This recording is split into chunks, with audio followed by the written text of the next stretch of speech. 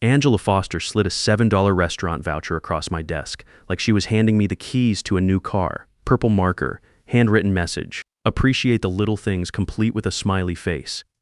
I'm Howard Brennan, 47 years old, and I stared at that piece of plastic for exactly 4 seconds. Long enough to remember sleeping in my office chair Tuesday night because we were coordinating a system upgrade across 3 time zones. Long enough to recall the 91-hour work week that closed our record-breaking $267 million in quarter. Long enough to think about my aging body telling me this pace wasn't sustainable anymore. Then I smiled, not because I was grateful, because in that moment Angela had just handed me everything I needed to walk away from 15 years of my life. But let me back up and explain how I got to this point, sitting in a corporate office holding a $7 coupon after delivering the biggest quarter in company history. For the past 15 years, I've been the Senior Operations Director at Apex Technologies. On paper, we're an enterprise software solutions company. In reality, we sell complex systems to Fortune 500 companies that don't always understand what they're buying, but know they need to stay competitive in a world where technology changes faster than most executives can keep up. I didn't start out in operations. I began as a production coordinator right out of college back when Apex had 200 employees instead of 2,000. This was 1999, when the company was still figuring out what it wanted to be. I worked my way up through planning, logistics, and system design. By year 5, I was managing cross-functional teams. By year 10, I was architecting the operational frameworks that still run the company today. The thing about operations is that it's not glamorous work, but nothing moves without it. Sales can promise anything to clients. Engineering can build the most sophisticated software in the world, but operations determines whether customers actually get what they paid for, when they need it, at the quality they expect. It's the difference between a company that talks about excellence and one that actually delivers it. My former director, Gary Wallace, understood this. Gary was old school 58 when I started working under him. A guy who'd built operational systems for 3 different companies before landing at Apex. He protected our department when executives wanted impossible timelines. He fought for proper staffing when other departments complained about headcount. He made sure operational expertise was respected, not taken for granted.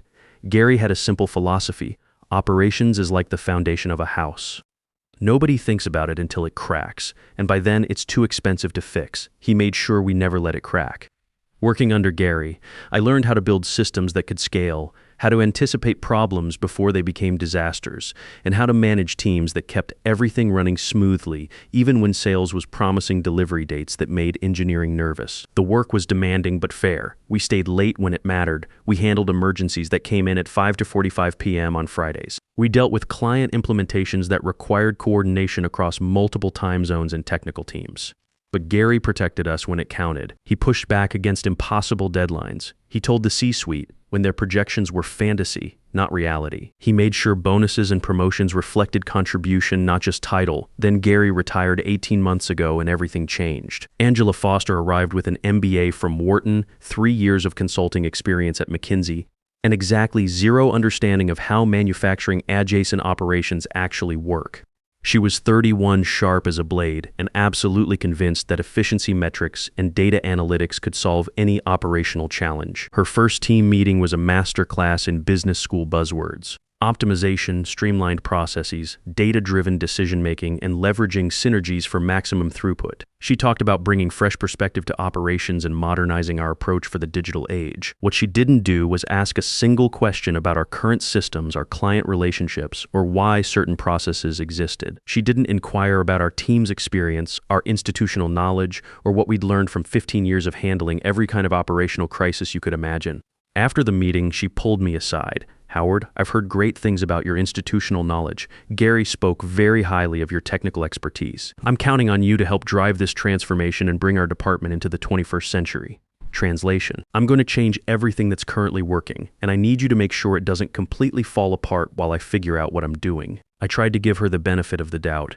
Everyone deserves a learning curve, especially when they're taking over complex systems they didn't build. I walked her through our client onboarding protocols, explained the difference between standard implementations and custom integrations that required special handling.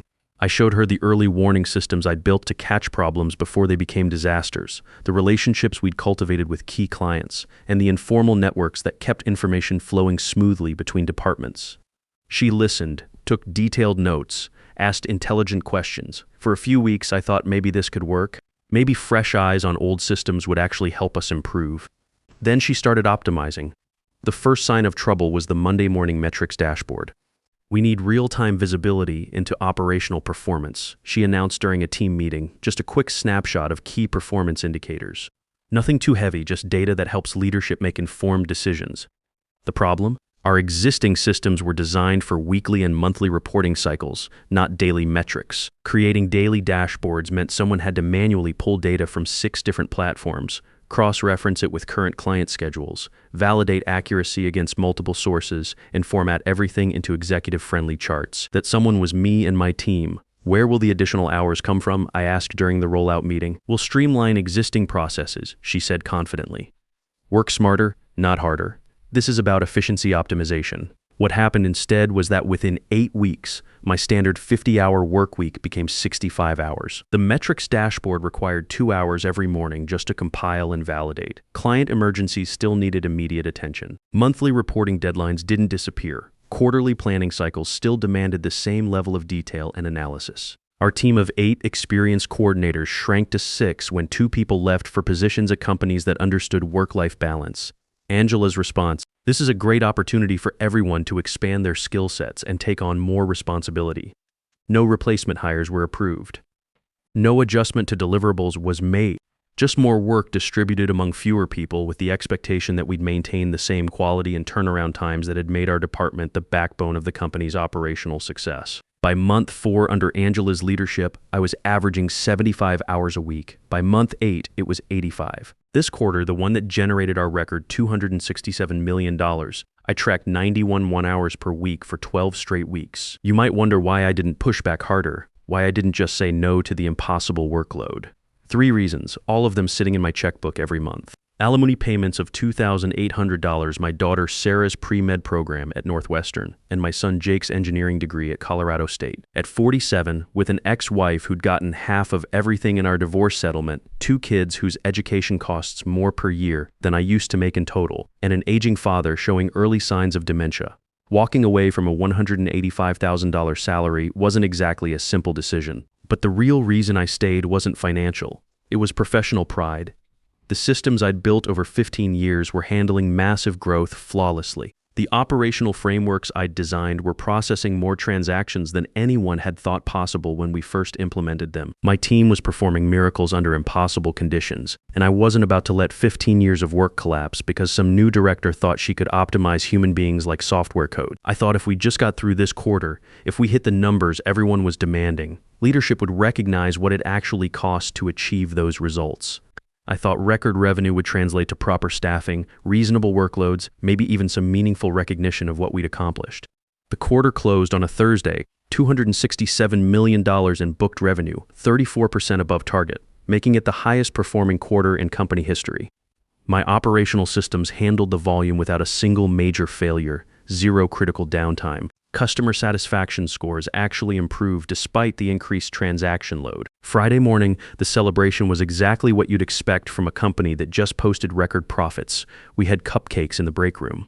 Blue frosting with the company logo printed in edible ink. Angela gave a brief speech about team performance and operational excellence, using the same corporate vocabulary that meant everything and nothing.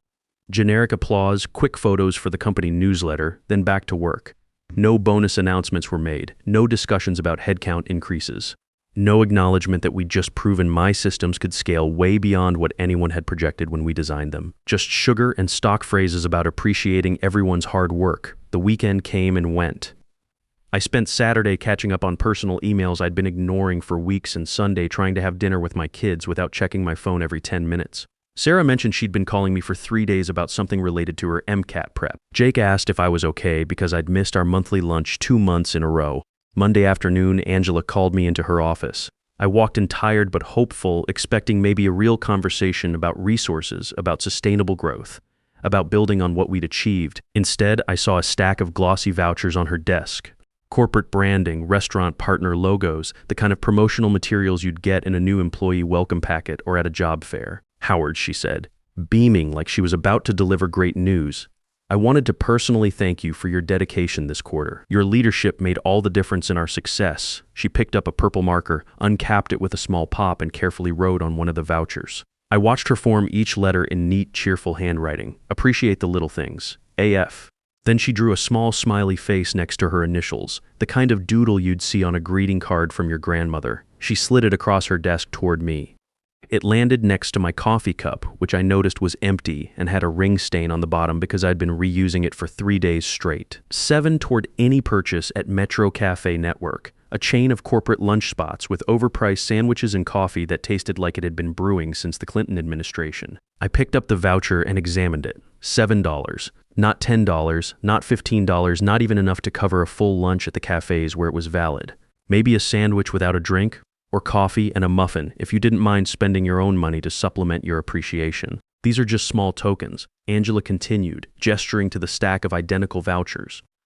We're giving them to the people who really stepped up this quarter. I wanted to add a personal touch to show that we notice individual contributions. I looked up at her. She was genuinely smiling, not mocking, not being passive-aggressive, just completely and utterly oblivious. In her mind, this was thoughtful leadership, a meaningful gesture that showed she understood the human side of management.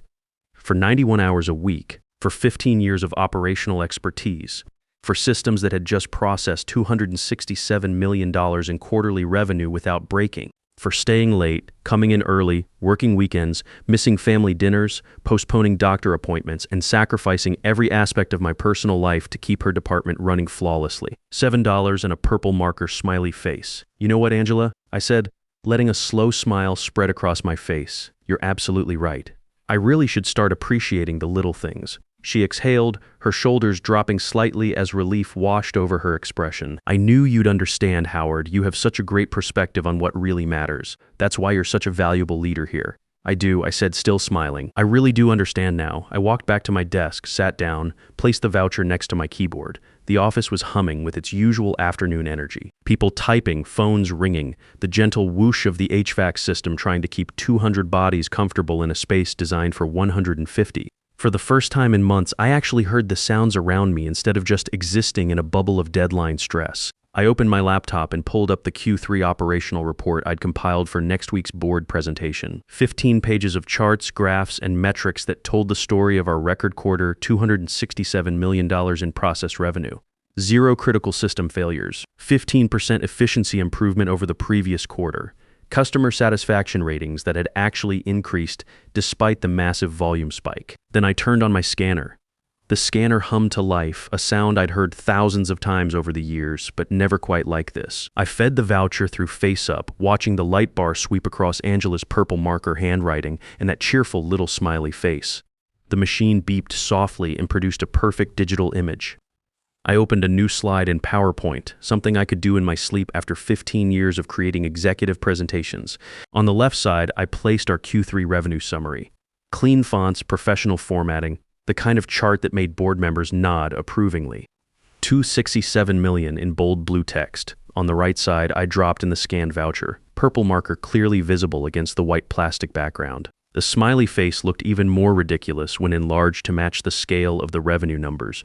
No commentary needed, no angry annotations or sarcastic footnotes. Just 2 facts, side by side, letting anyone with functioning eyes draw their own conclusions about the company's priorities. I saved the file as Q3 results and recognitions, HBPPTX, and sat back in my chair. Around me, the office continued its normal rhythm. Keyboards clicking, phone conversations about implementation schedules, the distant hum of the coffee machine that had been making terrible espresso since 2018. My colleague Jennifer was troubleshooting a client integration issue 2 desks over, patiently explaining why their timeline expectations weren't realistic given their technical constraints. Normal operational work, the kind I'd been doing for 15 years, the kind that kept this company running smoothly, while executives took credit for strategic vision and market leadership. I opened a new email and began typing. Subject: Q3 operational results and personal transition. Dear leadership team, the attached comparison summarizes both our Q3 achievement and my experience delivering it. Over the past 15 years, I have built and maintained the operational infrastructure that enabled today's record performance. This quarter, that infrastructure processed $267 million in revenue through systems I designed, coordinated by teams I developed, following protocols I established. To achieve these results, I averaged 91 hours per week for 12 consecutive weeks. My team of 6 coordinators worked similar schedules, managing client implementations across multiple time zones while maintaining our department's zero-failure track record. The attached image shows our official Q3 revenue achievement alongside the tangible appreciation I received for this performance. At 47, supporting 2 college students and managing family medical expenses, I understand the value of dedicated work. I also understand the value of appropriate recognition. The operational systems I built will continue serving this company effectively. The institutional knowledge I carry will transition with me when I resign, effective 2 weeks from today. I have learned to appreciate many things during my tenure here. The satisfaction of building systems that work, the pride of developing teams that perform under pressure, and the importance of working for leadership that values human contribution as more than a line item in a budget. Thank you for the opportunity to contribute to Apex's growth over the past decade and a half. Howard Brennan, Senior Operations Director. I attached the PowerPoint slide and reviewed the recipient list twice. CEO Richard Torres, who joined the company 3 years ago and still thought my name was Harold. COO Patricia Wells, who understood operations better than most executives, but was still convinced that efficiency meant doing more with less. CFO Michael Davidson, who'd actually worked his way up from accounting and might appreciate the visual comparison. VP of Human Resources Sandra Kim, who would have to deal with the aftermath. And Angela Foster, copied for visibility into exactly how her leadership style was perceived by the people doing the actual work. At 3:47 p.m. on a Tuesday afternoon that felt like the end of everything and the beginning of something else, I clicked send. The response was faster than I expected. By 3:51, my phone was buzzing with calls from extensions I didn't recognize. By 3:54, Jennifer looked over from her troubleshooting session with raised eyebrows. "Howard, your phone's been ringing nonstop." "Everything okay?" "Everything's fine," I said. And for the first time in months, I meant it. At 3:56, our CFO forwarded my email to someone with the subject line, "You Argent, need to discuss operational transition immediately." At 3:58, Angela's direct line appeared on my caller ID. I let it go to voicemail. I was already moving, gathering the personal items I'd accumulated over 15 years of making this office my second home. Family photos from back when I still had time to take family photos. The spare reading glasses I kept in my desk drawer after too many late nights staring at spreadsheets. The insulated coffee mug my kids had given me for Father's Day 3 years ago, back when they still believed their dad's job was something to be proud of, instead of something that kept him from being present in their lives. Everything else belonged to the company. The technical manuals, the process documentation, the emergency contact lists, the informal notes about client preferences and system quirks that made the difference between smooth operations and constant firefighting. 15 years of institutional knowledge that couldn't be replaced by hiring someone with an MBA and a fresh perspective. People were starting to stare as I emptied my desk drawers. Word was spreading the way it always does in open offices, through glances and whispered conversations, and the kind of energy that builds when something significant is happening. Marcus from procurement walked by and gave me a subtle thumbs up.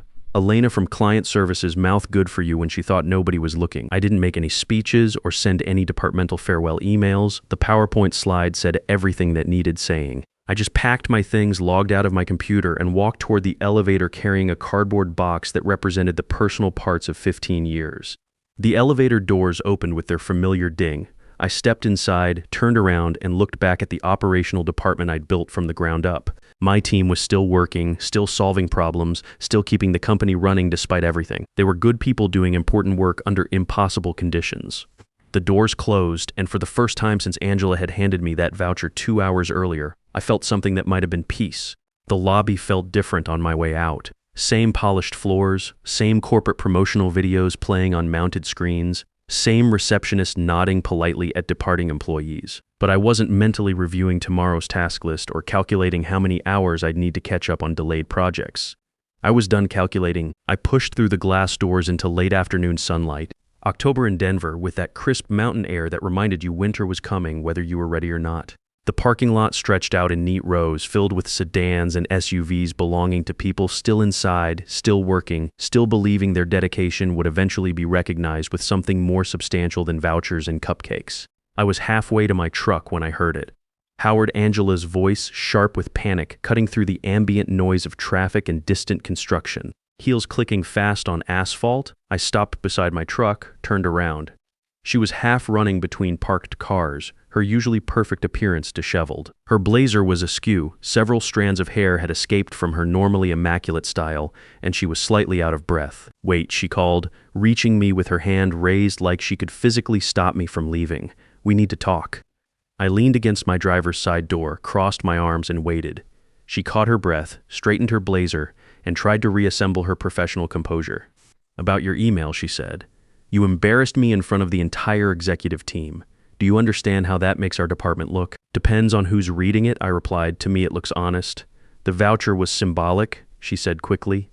"You know, we have budget constraints. We can't just hand out cash bonuses every quarter." "Angela," I said calmly, "I didn't ask for a bonus. I asked for recognition that matched the value delivered."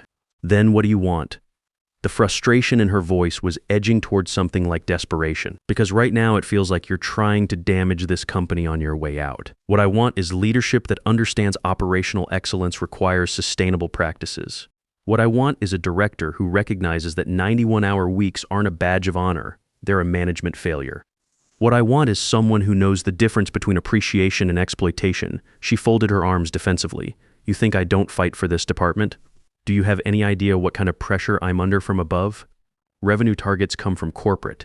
I don't set them. And your solution was a $7 voucher with a smiley face. It was a gesture," she said again, "like repetition could change reality. A personal touch to show individual recognition."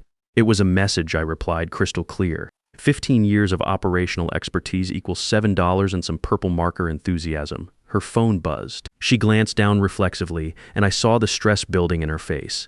The screen showed a text preview from the COO, emergency leadership meeting, Howard's resignation, conference room A now. She looked back up at me, and for a moment the professional mask dropped completely. I saw what was underneath, a 31-year-old woman who'd been promoted beyond her experience level, trying to manage systems she didn't fully understand while satisfying executives who measured everything except what actually mattered. "HR called," she said quietly. "They want to make an offer. Senior VP of Operations, 20% salary increase. Equity participation. I'm not negotiating," I said. She blinked. "What?" "I'm not negotiating. I'm informing you that I'm leaving." "You can't just walk away from 15 years, she said, incredulous. "Think about your career trajectory, your industry reputation. I have 15 years of proven results and an operational track record that speaks for itself. My reputation will survive. The question is whether yours will." Her phone buzzed again, another message, this time from the CEO's assistant. I could see the reality settling in. The person who understood their operational infrastructure better than anyone was walking away, and there was no quick replacement for institutional knowledge. "At least come back inside and talk to the executive team," she said. "They want to meet with you immediately. There's room to work something out if you'll just—" "No," I said. "Howard, be reasonable." "Angela," I said quietly, "this is me being reasonable for the first time in 18 months. I unlocked my truck, opened the door. She stood there in the parking lot, phone buzzing with urgent messages, watching someone who was no longer her problem drive away. 6 months later, I'm sleeping 8 hours most nights. My blood pressure is normal for the first time in years. I took a position as VP of Operations at a mid-sized manufacturing consultancy, where the CFO is 54 and understands that experience costs money, but inexperience costs more. Sarah finished her MCAT prep with me actually present to help with practice questions. Jake and I have resumed our monthly lunches, and he's considering operations management as a career path, though I've warned him to choose his bosses carefully. My father's dementia is progressing, but I have time now to take him to appointments and handle the paperwork that comes with managing someone else's life while they're still living it. The new company gave me equity, reasonable deadlines, and something Angela never offered: respect for the knowledge that comes from doing difficult work well for a long time. I heard through industry contacts that Apex hired 3 new coordinators to handle the workload I used to manage alone. The operational systems I built are still running, but without someone who understands their design principles, small problems are becoming bigger ones. They're learning what Gary Wallace tried to teach Angela. Operations is like a foundation.